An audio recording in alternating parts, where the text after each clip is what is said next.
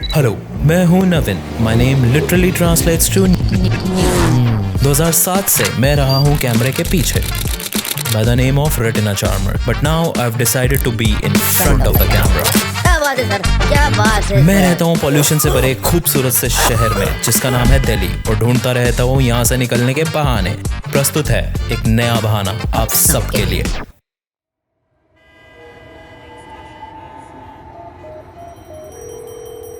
दिल्ली की पॉल्यूटेड हवा में रहते रहते the only thing which I wanted was a transition.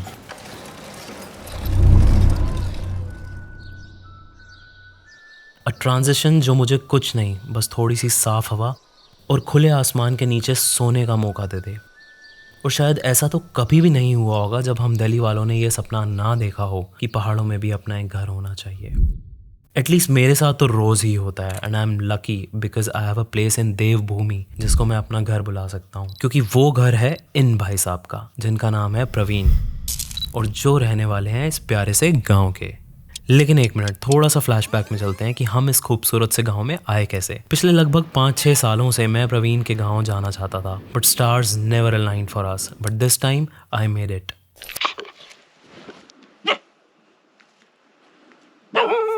आ गए इस गांव में जो कि बसा हुआ है उत्तराखंड की ऐसे छुपी हुई पहाड़ियों के बीच में। आपने शायद इसका नाम कभी नहीं सुना होगा। इसका नाम है ग्वीन, जहाँ रहते हैं प्रवीण के मम्मी पापा अपने 4 पैर वाले 2 बच्चों के साथ, जिनका नाम है सारा एंड बेला, क्योंकि अंकल आंटी के 2 पैर वाले 4 बच्चे रहते हैं दिल्ली में। दिल्ली से तो हम लोग यही सोच के आए थे कि फेफड़ों में थोड़ी सी साफ हवा भर के और थोड़ी सी धूप सेक के कुछ दिनों में दिल्ली वापस आ जाएंगे। लेकिन प्रवीण की मम्मी ने बताया कि यहाँ आ ही गए हो तो कलिंका माता के दर्शन कराओ, और बस हम अगले ही दिन निकल पड़े एक ऐसे मंदिर की तरफ जो कि स्थित है पौड़ी गढ़वाल जिले के बिनोखाल ब्लॉक में। थोड़ा सा पुण्य कमाने के लालच में अंधेरे मुंह उठकर अपना सारा सामान बांधकर जब गाड़ी तक पहुंचे तो हम सब की खुशी का ठिकाना ना रहा, क्योंकि हमने अपनी गाड़ी के ऊपर देखी पाले की एक सख्त और एक मजबूत परत, जिसको उतारने के बाद हम चल पड़े थे एक ऐसे सफ़र पे जिसमें हमें होने वाले थे कुछ ऐसे अनुभव जो हमारी देवी माँ के प्रति आस्था को काफ़ी हद तक बदल देने वाले थे। हम निकल चुके थे कलिंका माता मंदिर की तरफ। हर कदम, हर मोड़ पे सिर्फ और सिर्फ बीड़ी मांगने वाले भूतों की, देवी देवताओं की और बाघ की कहानियां सुनते सुनते हमने पहाड़ी रास्तों में लगभग 50 किलोमीटर का सफ़र किया और पहुंच गए कलिंका मंदिर के उस स्थान पर जहां से अब हमें शुरू करनी थी चढ़ाई। चढ़ाई शुरू करने से पहले हमने थोड़ी सी करी पेट पूजा और अपना सब तामझाम लेके हम निकल पड़े माँ के दर्शन के लिए। मंदिर अल्मोड़ा जिले के काफी करीब है और काली माता को समर्पित है। मंदिर का अस्तित्व तो कई सदियों से बताया जाता है, परंतु पिछले कुछ दशकों में इसकी प्रसिद्धि पूरे उत्तराखंड में काफी बड़ी है, क्योंकि यहाँ होता है जतोड़ा, जिसको कराया जाता है माँ काली की इच्छा से। कलिंका माता देवी मंदिर की चढ़ाई शुरू ही करी है, अभी ज़्यादा देर नहीं हुई। काफ़ी मतलब रास्ता जो है काफ़ी, स्टार्टिंग में तो इनिशियली तो बहुत इजी है, बाद में सारे बोल्डर्स ही हैं। वैसे मेन रास्ता देखो वहाँ से है, जो वहाँ से लोग जा रहे हैं ना, उन्होंने ही हमको बताया कि आप शॉर्टकट से चले जाओ, वो अच्छा रास्ता है, आप लोग इजीली चले जाओगे। वो फैमिली के साथ हैं तो दे साइड कि हम इधर से जा रहे हैं।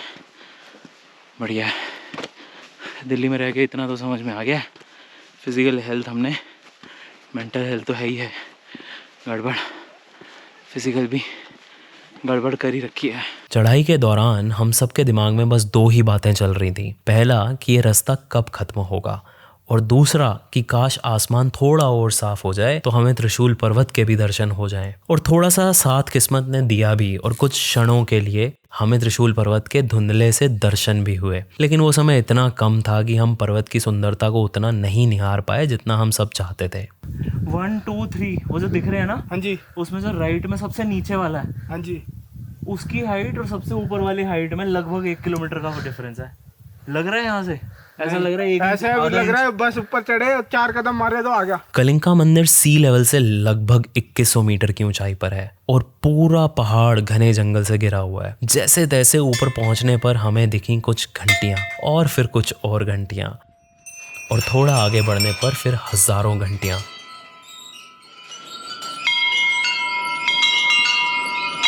जिनको बजाने के बाद उनकी आवाज़ कानों में कुछ इस तरह गूंज रही थी कि मानो एक अलग ही प्रकार की आत्मिक चेतना शरीर में जाग रही हो। मैंने ऐसा सुना है कि हमारे पुराणों में ये बताया गया है कि घंटी बजाने से हमारे कई जन्मों के पाप खुद ही खत्म हो जाते हैं। इस बात को दिमाग में रखते हुए, अपने पापों की पोटली को थोड़ा सा हल्का करते हुए जब मंदिर परिसर में हम सब घुसे तो मानो हम सभी एक ऐसी अवस्था में थे जिसमें हमें सर्दी, गर्मी, धूप, छांव, भूख, प्यास और इवन थकान का जैसे एहसास ही खत्म होता हुआ फील हुआ। It was a moment of trance for us. मंदिर में माँ के दर्शन के बाद हमने वहाँ के पंडित जी से करी कुछ बातें और मंदिर के इतिहास के बारे में जानने की करी कोशिश, और फिर पंडित जी ने हमें पिलाई थोड़ी सी चाय और खुद पिया हुक्का, और हमारी चढ़ाई की थकान उस चाय के बाद मानो ऐसे उड़ गई जैसे उस हुक्के का धुआं। आज जो यहाँ पर माता रानी का जो मंदिर भवन बना हुआ है, ये हमारे पूर्वज श्री लवली बडियारी जी, ये तकरीबन 18वीं सदी में इस इलाके में पहुँचे थे। गढ़वाल और गोरखों का, गढ़वालों का और गोरखों का युद्ध चला था। उस टाइम पे टिहरी के महाराजा के अधीन ये लड़ाई हुई थी।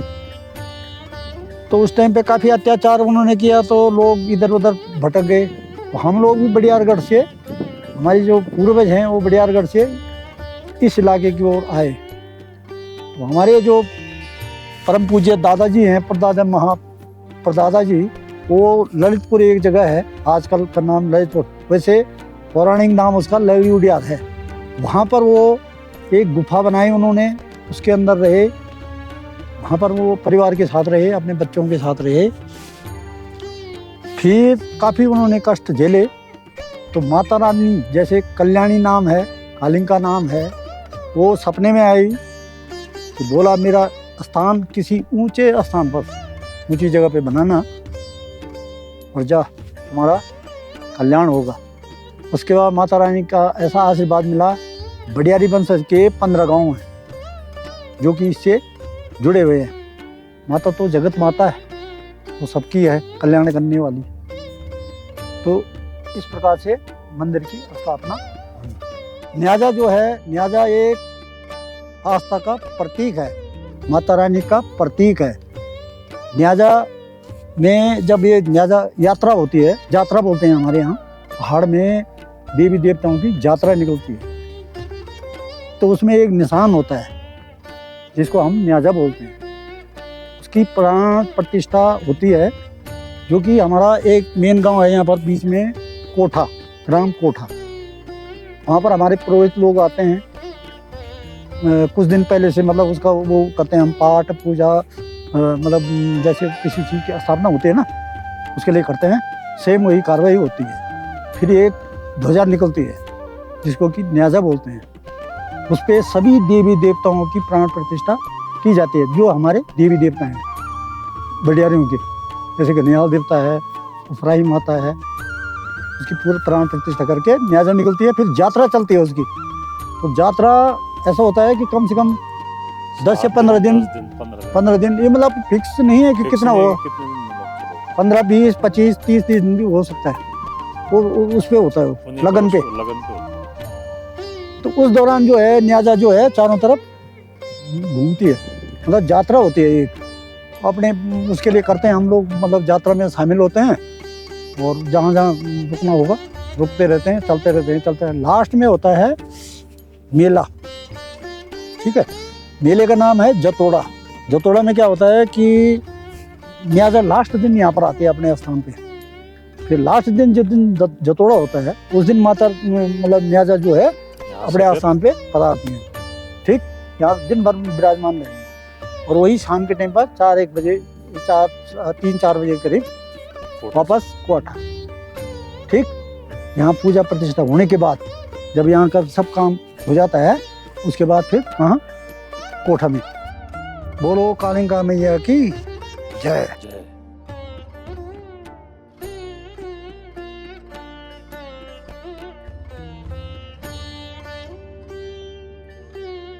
कलिंका माता मंदिर में लगभग 2-2.5 घंटे बिताने के बाद अभी मैं यहाँ से वापस निकल चुका हूँ। लगभग 1.5 से 2 किलोमीटर की ट्रैकिंग है जो नीचे उतरने की, चढ़ाई उतराई। यहाँ आके देखो, जब मैं आया था, मेरे कुछ पहाड़ी दोस्त मेरे साथ हैं, उन्होंने मेरे को यहाँ की कहानी सुनाई, बट देवर ऑल्सो लाइक कि हमें भी पूरी नहीं पता है, जितनी हमने अपने बड़ों से सुनी है उतना ही जानते हैं, उसका भी इनफैक्ट वो लोग कुछ अंश ही जानते हैं, देवर नॉट प्रिसाइज अबाउट इट। सो एक कम्युनिटी है जिसका नाम है बडियारी।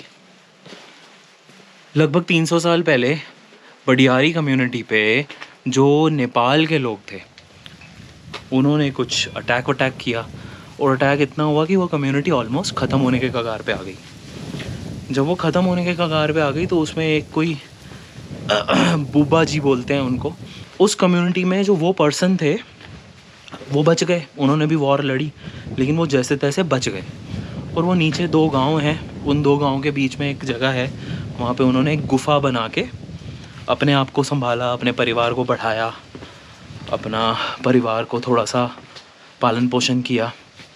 जब वो वहाँ रह रहे थे तो कहते हैं कि माता, बेसिकली शक्ति माँ, दुर्गा माता, काली माता, कलिंका माता उनके सपने में आई और उन्होंने कहा कि तू मेरे को स्थापित कर उस पहाड़ की चोटी पे, जो सबसे हाईएस्ट पॉइंट है इस एरिया का।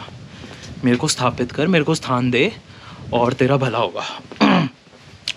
और उन्होंने उस चीज़ को माना, उन्होंने माता की बात को बिल्कुल सुना, समझा, और जैसा माता ने कहा उन्होंने किया। तो आज ये कम्युनिटी, बडियारी कम्युनिटी जो है, ये लगभग 15 गांव हैं आज इनके यहाँ पे, जो कि कुमाऊं में भी हैं और गढ़वाल में भी हैं, और कुमाऊं और गढ़वाल दोनों के बॉर्डर पे भी हैं, which is a big thing.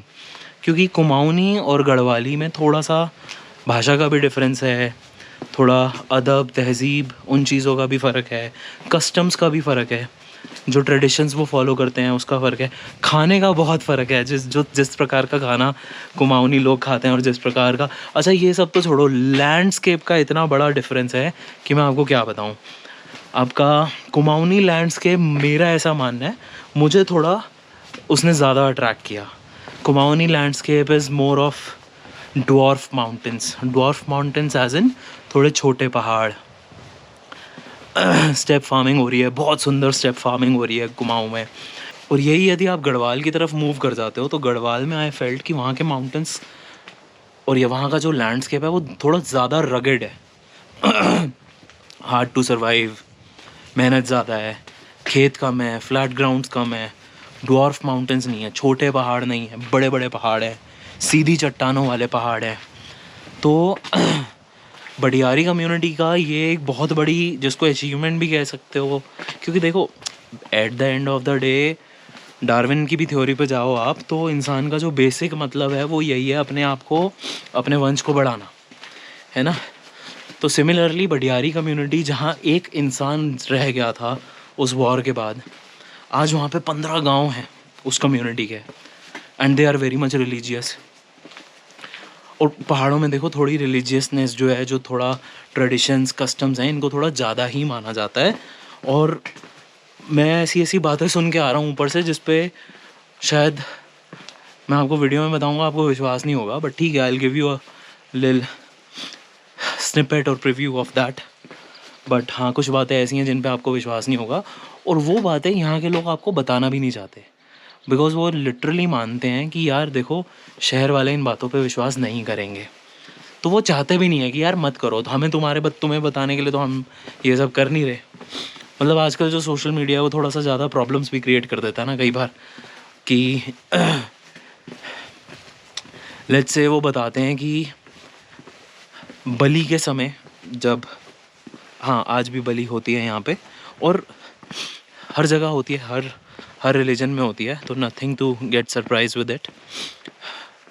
तो आज भी वो बता रहे, जब बलि होती है तो ये सुनने में बड़ा, मतलब आपको शायद ना समझ में आए, बट आप सोच के देखो, जब खून गिरा बकरे का, तो बकरा कोई छोटा प्राणी तो है नहीं, मतलब छोटा जीव तो है नहीं, अच्छा खासा उसमें बॉडी फ्लूइड होता है, अच्छा खासा उसमें खून होता है, 2-2.5-3 लीटर तो होता ही होगा, मे भी ज़्यादा होता हो, मुझे नहीं पता।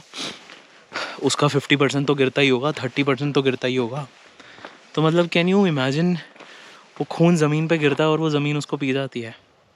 मतलब अब मैं ये थोड़ा सा अलग तरीके से इस बात को बता रहा हूँ, मैं एग्जैक्टली उनके शब्दों में नहीं बता रहा, बिकॉज़ वो नहीं चाहते कि ये बातें आप जानो, वो चाहते भी नहीं है। इसीलिए जब वो हमें बता रहे थे तो हमने रिकॉर्ड भी नहीं किया। उसके अलावा और भी बड़ी गोपनीय, मतलब कई बातों में पंडित जी ने हमें कहा कि देखो ये बहुत गोपनीय चीज़ें हैं, हमें भी पूरी तरीके से अच्छे तरीके से नहीं पता।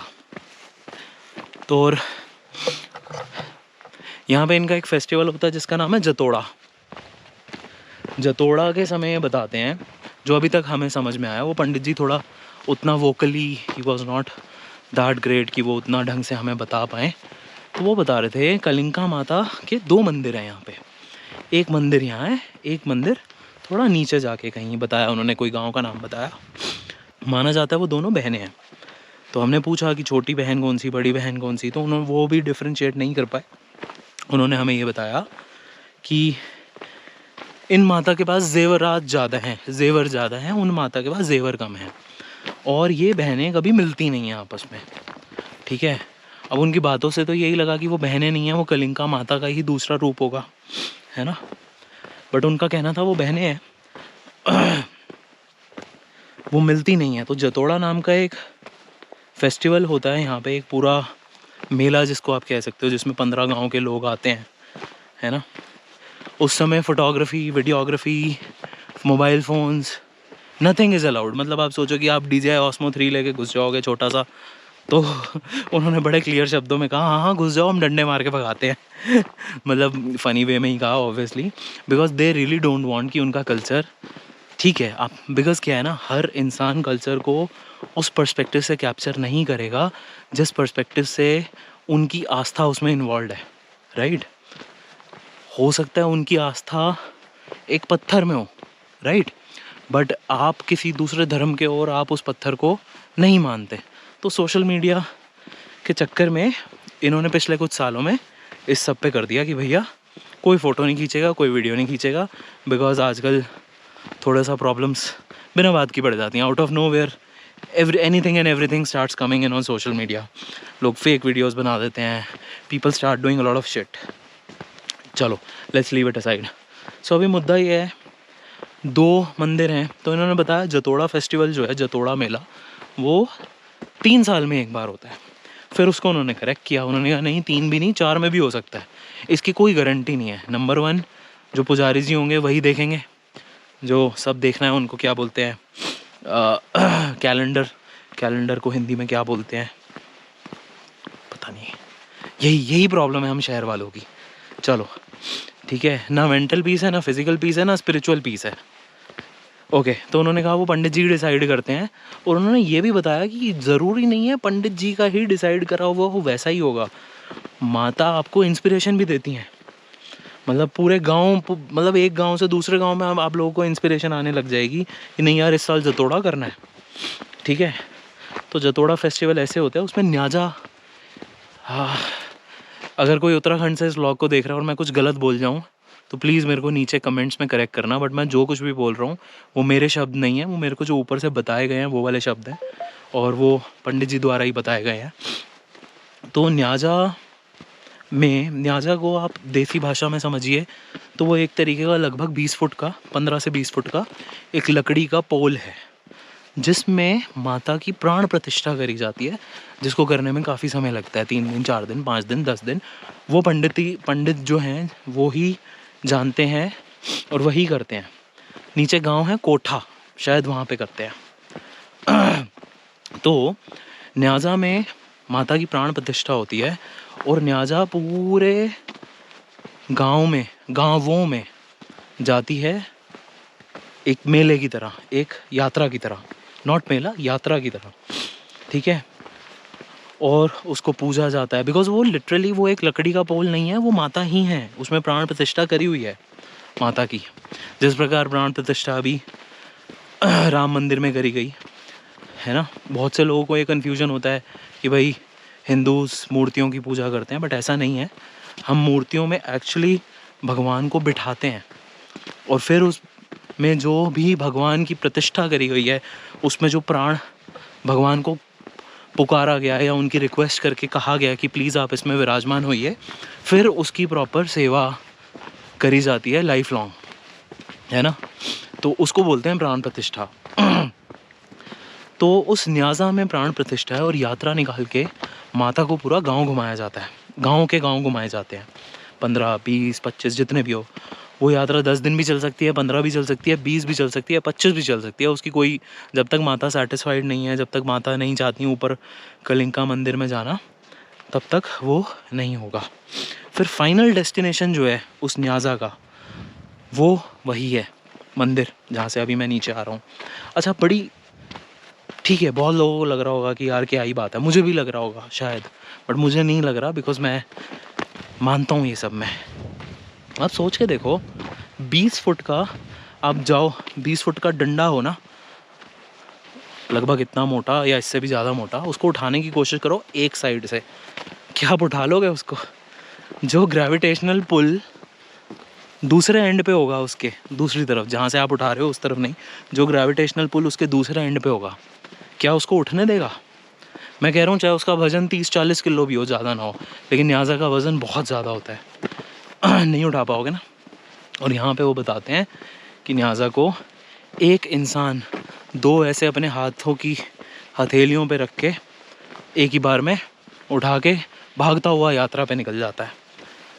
सोच के देखना इस बात को, शक्ति नहीं है तो क्या है ना। तो ये है, और भी बहुत सारी उन्होंने बातें बताई हमें, और साथ में ये भी कहा कि देखो अब सब कुछ उन्हें भी नहीं पता, और उनका मानना है सब कुछ बताना भी नहीं चाहिए, और ना हम इतने इंटेलेक्चुअली स्ट्रांग हैं जो इन बातों को ढंग से समझ पाएँ, है ना। तो कई बार ज़्यादा ज्ञान भी ख़तरनाक होता है, तो वही बात है। बट ओवरऑल ये है कलिंका माता मंदिर की कहानी। मंदिर काफ़ी अच्छा बना हुआ है, नो डाउट।